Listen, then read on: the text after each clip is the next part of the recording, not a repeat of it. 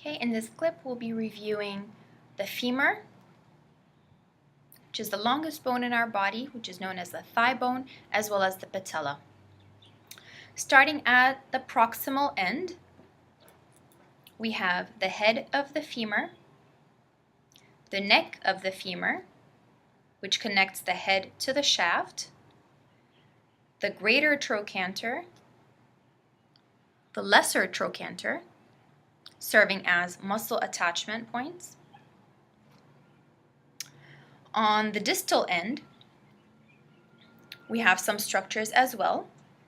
We have on the medial end a medial epicondyle, and on the lateral end or side, a lateral epicondyle. On the anterior side, we have the patellar surface, and this is where the patella will articulate. Looking at the femur from the posterior view, we have again two that we can identify.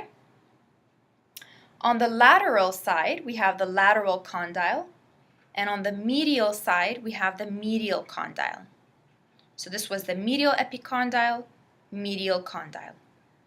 Lateral epicondyle, lateral condyle, and then the intercondylar fossa in between.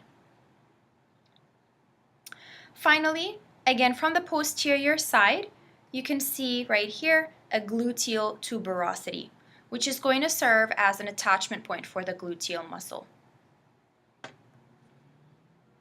As far as the patella is concerned, so this is also known as the kneecap, the pointy structure is called the apex, which always is anterior and inferior.